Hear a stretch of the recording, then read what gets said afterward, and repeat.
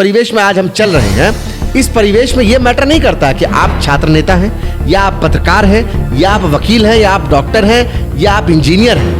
फर्क ये पड़ता है कि क्या आप पत्रकार होने के साथ साथ आप सरकार से सवाल पूछते हैं। फर्क ये पड़ता है कि क्या आप वकील होने के साथ साथ सरकार से सवाल पूछते हैं। क्या आप सरकार की नीतियों का अपने स्टैंड अप कॉमेडी में किसी तरह से उसकी बात को रखने की कोशिश करते हैं। सवाल ये उठता है कि क्या आप छात्र नेता होने के साथ साथ छात्रों के ऊपर जो दमन कर रही है, जो फंड कट हो रही यूनिवर्सिटी में, क्या उस पर आप सवाल करते हैं। अगर आप इन चीजों पे सवाल करते हैं और आप अगर सीए जैसे कानून के ऊपर सवाल करते हैं, आप जैसे यूएपीए जैसे कानून के ऊपर सवाल करते हैं, तो आप देशद्रोही हैं। ये सरकार नहीं चाहती कि पत्रकार उससे सवाल करे, ये सरकार नहीं चाहती कि छात्र उससे सवाल करे, ये सरकार नहीं चाहती कि पढ़े लिखे लोग उससे सवाल करें, ये सरकार नहीं चाहती कि किसान मजदूर उनसे सवाल करें।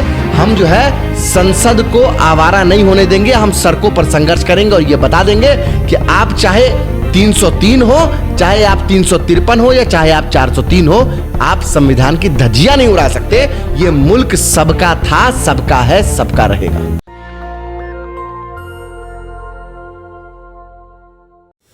मुसलमान बदनामी, बेवशी, लाचारी का प्रतीक बन चुका है।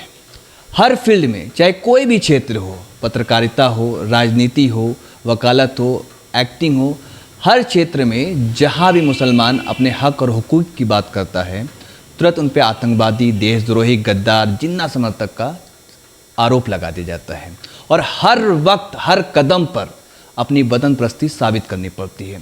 एक ऐसे शख्स आज हमारे साथ जिनके जो ये सज़ा भुगत रहे हैं पिछले कई सालों से और एक्टिविज़म करते हैं, पॉलिटिक्स में आए, लेकिन उनके ऊपर जिन्नावादी का आरोप लगा दिया गया है, जिन्ना समर्थक होने का आरोप लगा दिया गया है, देशद्रोही, गद्दार तक कह दिया जाता है। जो खुद बिहार के दरभंगा के जाली से विधानसभा का चुनाव भी लड़ चुके हैं, मस्कूर उस्मानी, वो इस वक्त हमारे साथ है इस मुद्दे पर बात करने के लिए।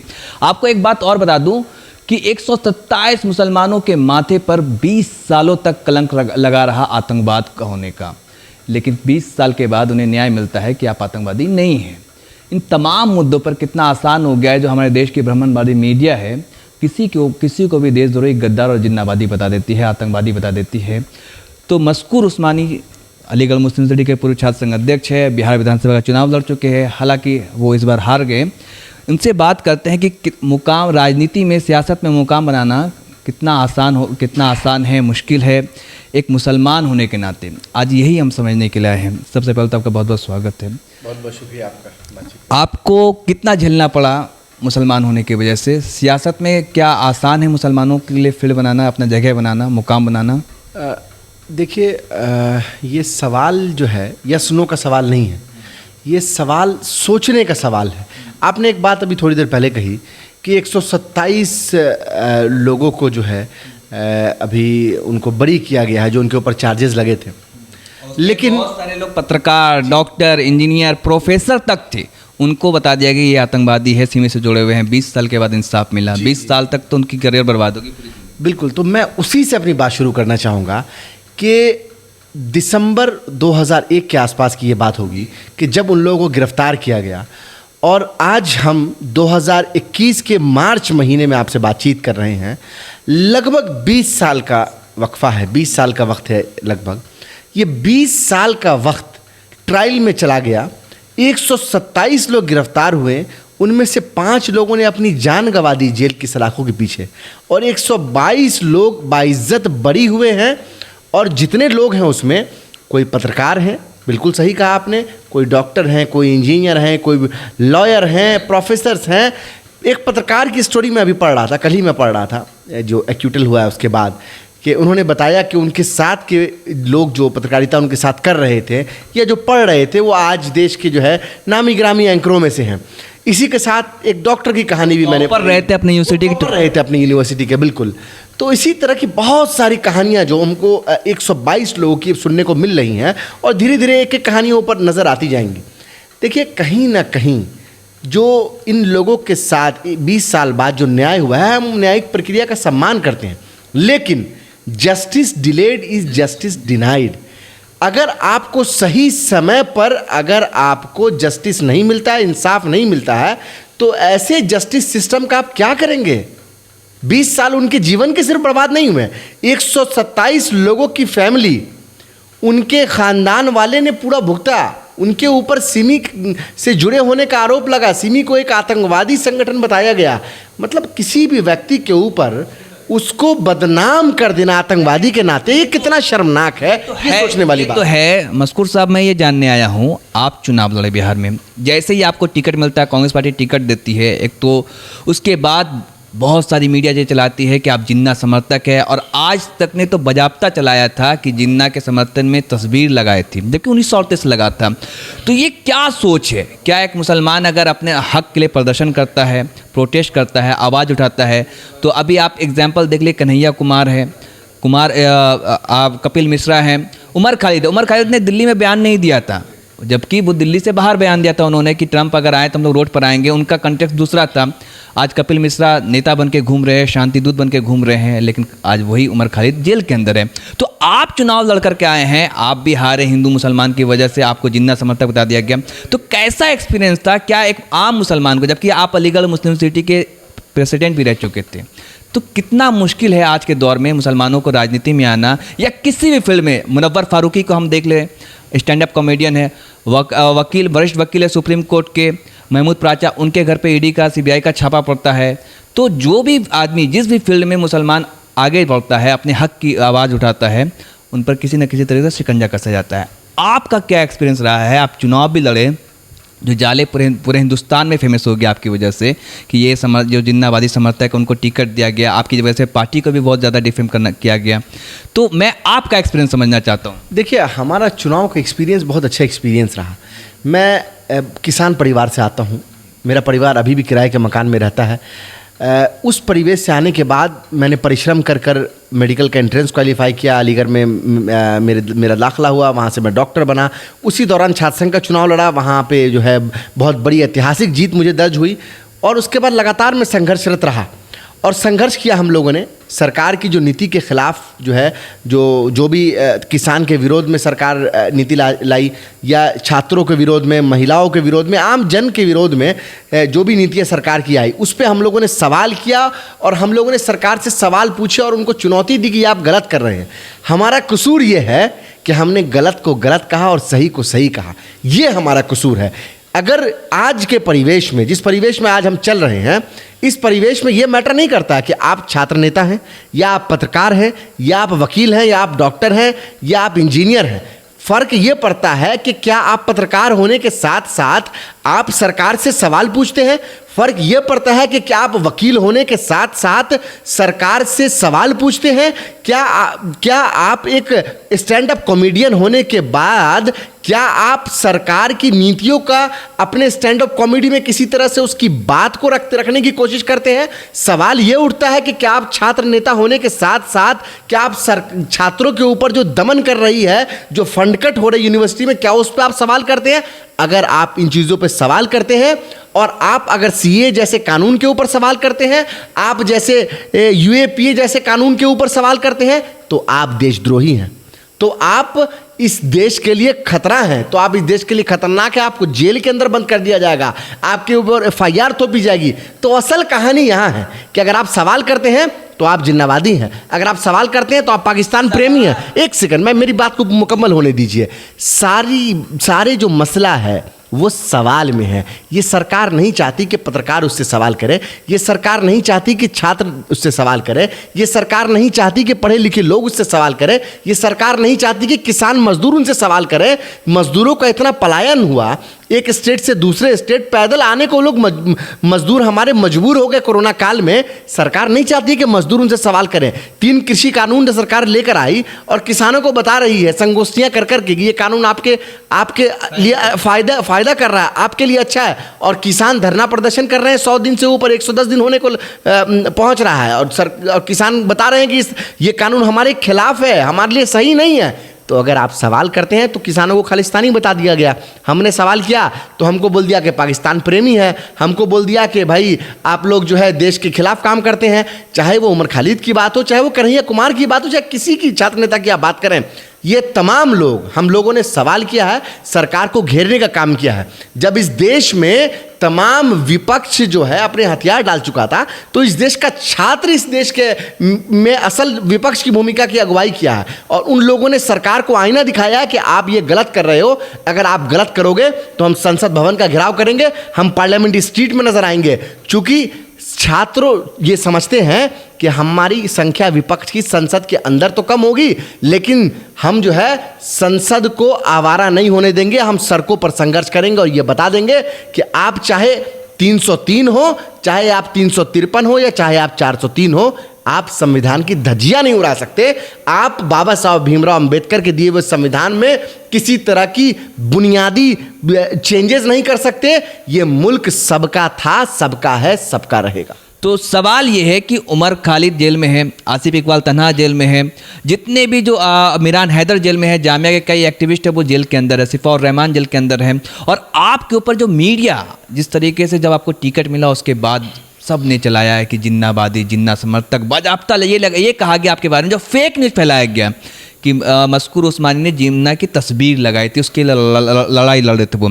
और आज की मैं मोदी मीडिया बोलिए आप, ये मीडिया नहीं है, ये बोलिए कि मोदी जी के चाटुकार लोग, जो मोदी जी के पैसे पे जो लोग पल रहे हैं, जो चैनल चला रहे हैं, जो पत्रकारिता कर रहे हैं, उन लोगों ने प्रधानमंत्री जी और भारतीय जनता पार्टी के तमाम नेताओं के कहने पर मेरे खिलाफ भ्रम फैलाया, झूठ फैलाया। इसको मीडिया मत बोलिए, आप लोग की बहुत इज्जत करते हैं। एक सवाल, आप लोग पत्रकार हैं, आपका चैनल है, उसकी बहुत इज्जत करते हैं। आप लोग असल मीडिया है, वो गोदी मीडिया है जो कि सरकारी पैसे पे चल रहा है और जो सरकार का पिट्ठू हो चुका है। वो लोग तो भ्रम फैलाते हैं, झूठ फैलाते हैं। जब फेक न्यूज का बवंडर फूटा, जब उन लोगों ने फेक न्यूज फैलाया, उसके खिलाफ जब ऑल्ट न्यूज ने रिपोर्टिंग की और आप तमाम लोगों ने रिपोर्ट करके बताया कि ऐसी ऐसी घटना नहीं हुई है और ये झूठ फैलाया जा रहा है, और जब हमने उनको कहा कि आपको कोर्ट में घसीटेंगे तो माफिया मांगते फिर रहे थे।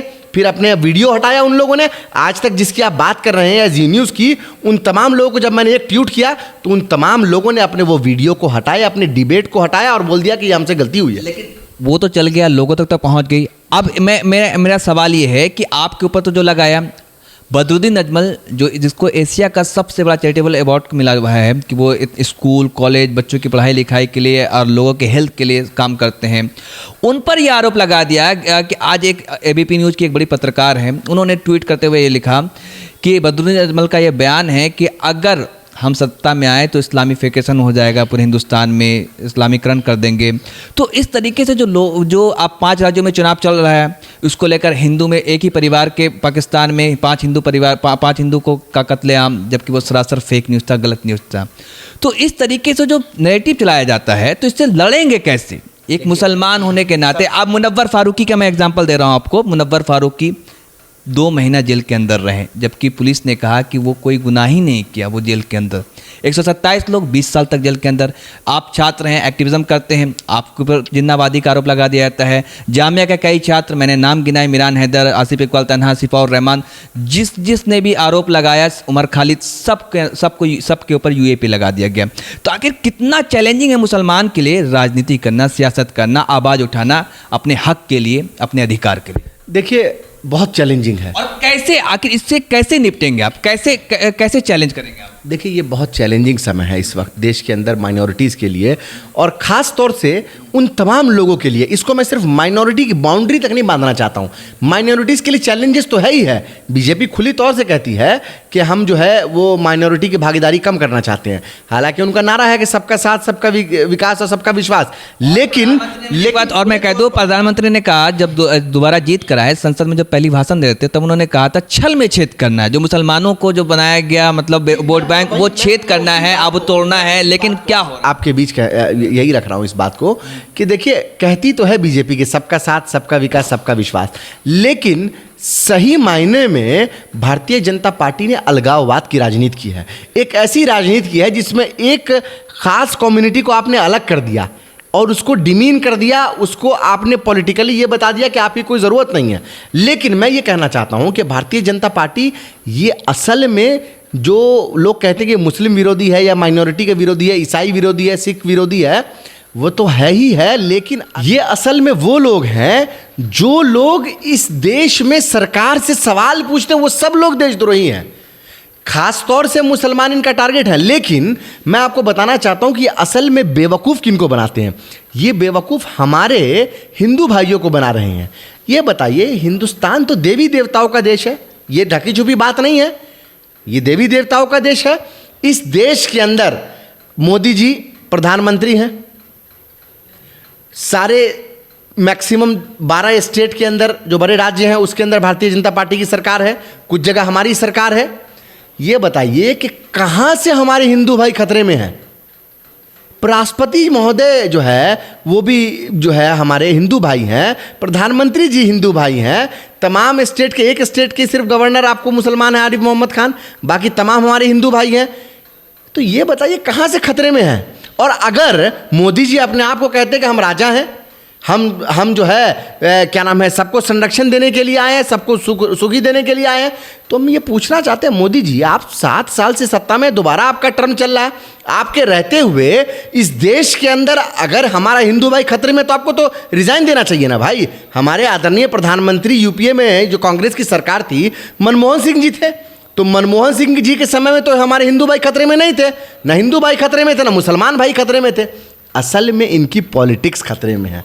ये जब तक हिंदू मुसलमान नहीं करेंगे तो इनको लगता है चुनाव नहीं जीतेंगे, इनको लगता है कि एक कैटलिस्ट के तौर पर इसका इस्तेमाल किया जाए। लेकिन अब ये बात लोगों को समझ में आ रही है, क्योंकि हिंदू मुसलमान से काम नहीं चलने का है। पेट्रोल के दाम आप देख लीजिए, 100 रुपये के पास है, डीजल के दाम 90 के पार हो गए।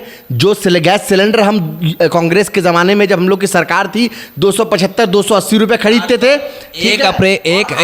और आज मैं बताता हूँ 900 के पार हो गया है। 2 महीने के अंदर 226 रुपये गैस सिलेंडर पे बढ़ गया है।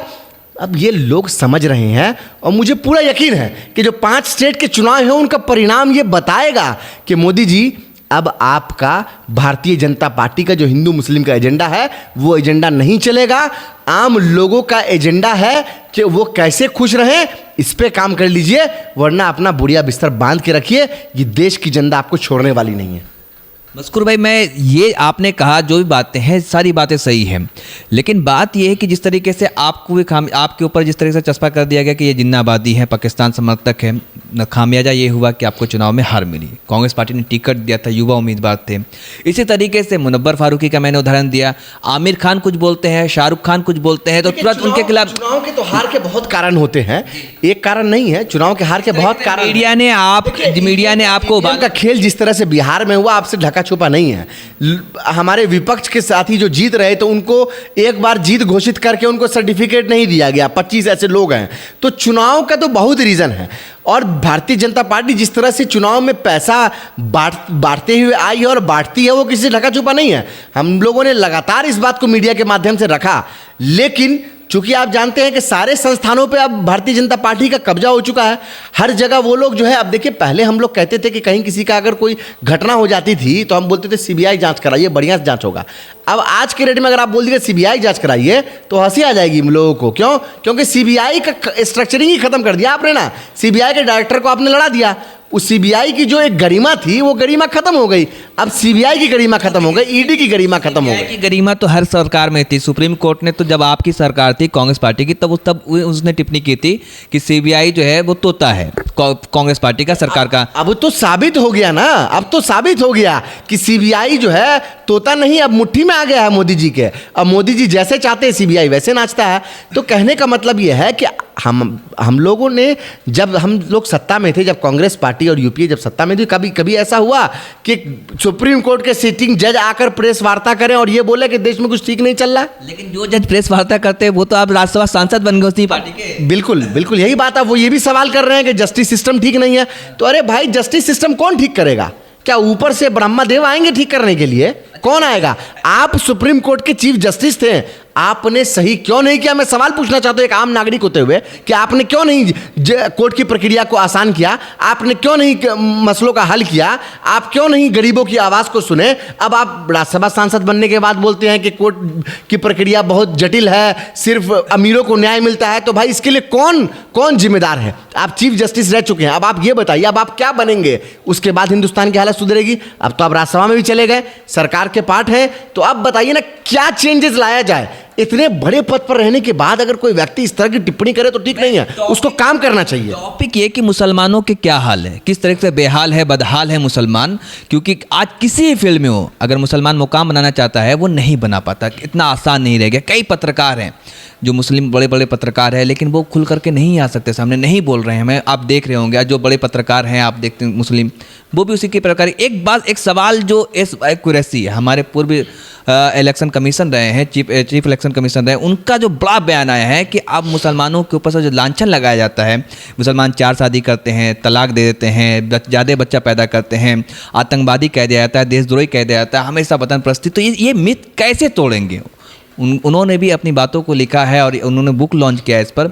तो आप नौजवान हैं, आप सियासतदान हैं, आप समाज के लिए काम करते हैं, हर वर्ग के लिए आवाज़ उठाते हैं, और जो मीडिया जिस तरह से हर मुद्दे को कलर करता है, यहाँ तक कि बदरुद्दीन अजमल, उनको भी आज बता दिया गया कि वो पाकिस्तान अगर वो सरकार आ गई, जबकि फेक नैरेटिव था एबीपी न्यूज़ की एक बड़ी पत्रकार ने। तो ये लोगों तक कैसे, ग्रामीण क्षेत्र तक जो अंतिम पैदान में खड़ा हुआ व्यक्ति है, उन तक कैसे मैसेज पहुंचाएंगे? ये मीडिया हो या ये सत्ताधारी लोग हैं, किस तरीके से डिफेम करते हैं, छवि को खराब करते हैं।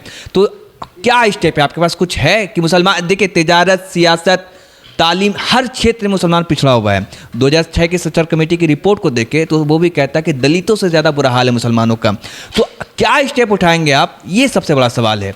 देखिए, सबसे अहम चीज़ जो आपने बताई कि जो मिथ एक जो समाज में जो फैलाया गया, ठीक है, कि हलाला भी है तो वो आतंकवादी होगा, ठीक है, ये मिथ जो है वो एक इंटरनेशनल लेवल पर फैलाया गया और उसको मोदी सरकार आने के बाद उसको लेजिटिमाइज किया गया। जो मैंने बताया कि गोदी मीडिया का जो खेल है वो यही खेल है। उनकी सैलरी पीएमओ से आती है, उनके मालिक सब राज्यसभा जाते हैं भारतीय जनता पार्टी के थ्रू। अब उनका चैनल है, अडानी अंबानी का चैनल है। अब भाई चैनल 18 जो है वो किसका है? अडानी अंबानी का चैनल है। 18 चैनल है देश में। तो पूरे देश के लोगों के माइंड को वो लोग पॉल्यूट कर रहे हैं, गंदा कर रहे हैं, ये दिखाने के लिए कि भाई मुसलमानों की वजह से सारी दिक्कतें हैं। मैं ये पूछना चाहता हूँ और कहना चाहता हूँ आपके चैनल के माध्यम से आम लोगों को कि क्या इस देश में मुसलमान पहले नहीं रह रहे थे? क्या इस देश के अंदर मुसलमान 2014 से पहले नहीं थे? क्या इस तरह की कोई दिक्कत थी? नहीं थी ना। सब लोग आपस में साथ रह रहे थे आपके पास। इसलिए मेरा सवाल, चुनौती, ये बड़ी चुनौती है कि भारतीय जनता पार्टी ने जिस तरह से मुसलमानों को डिमीन किया है, इस वक्त ये ज़रूरत है कि हम तमाम लोग जाएं और आखिरी पायदान के लोगों तक पहुँचें और उनसे बोलें कि भाई ये जो गोदी मीडिया है ये आपके दिमाग को पागल कर देगी, ये आपको झूठ फैला रही है, ये भ्रम फैला रही है। हम उनसे हाथ जोड़कर विनती करें और ये बताएं कि कल भी हम वैसे थे, आज से 7-8 साल पहले भी हम एक थाली में खाते थे, अब क्यों नहीं खा रहे हैं? ऐसी क्या दिक्कत है? तो समाज में तमाम मुस्लिम लीडर्स को और तमाम सेकुलर लीडर्स को भी जाना पड़ेगा, हमारे हिंदू भाइयों को भी समाज में जाना पड़ेगा, उन तमाम लोगों को जाना पड़ेगा जो संविधान के मानने वाले लोग हैं, जो बाबा साहब भीमराव अंबेडकर के सेकुलर संविधान पर यकीन रखते हैं और बिलीव करते हैं। उनको जाना पड़ेगा अंतिम पायदान के लोगों तक और उनसे बोलना पड़ेगा कि भाइयों ये गोदी मीडिया का काम है, ये भारतीय जनता पार्टी का काम है जो हमारे आपस में हमें और आपको लड़ा के रखना चाहती है ताकि उनकी राजनीति जो है फले फूली, चूंकि वो अलगाववाद की राजनीति करना चाहते हैं।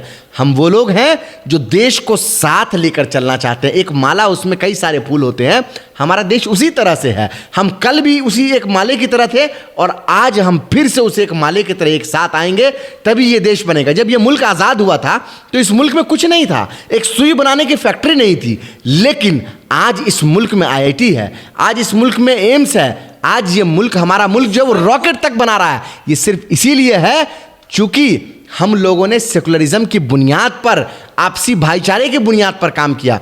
और आज पिछले 7-8 साल के अंदर कोई एक यूनिवर्सिटी बता दीजिए जो भारतीय जनता पार्टी की सरकार ने खड़ी की होगी। आप बोलेंगे जियो यूनिवर्सिटी के बारे में, जिसको इंस्टीट्यूट ऑफ एमिनेंस का भी दर्जा दे दिया गया। तो हम लोगों को जाने की जरूरत है, ये हम लोग के विपक्ष की जिम्मेदारी है। मैं इस जिम्मेदारी को कबूल करता हूँ, मानता हूँ, हम लोग जा रहे हैं। चूंकि हम लोग को एक बड़े कॉरपोरेट नेक्सस से लड़ना है, अडानी अंबानी उनकी मीडिया हाउसेस से लड़ना है, इसीलिए थोड़ा समय लगेगा। लेकिन एक बात समझ लीजिए कि हर काली रात के बाद जो है वो एक रोशन सवेरा आता है। वो सवेरा बहुत जल्द आने वाला है और बहुत जल्द आएगा। चलिए, बहुत बहुत शुक्रिया, आपने वक्त दिया। ये थे मस्कूर उस्मानी, जो कांग्रेस के टिकट से दरभंगा के जाले से चुनाव भी लड़ चुके हैं विधानसभा का, और अलीगढ़ मुस्लिम सिटी के फॉर्मर प्रेसिडेंट भी रहे हैं।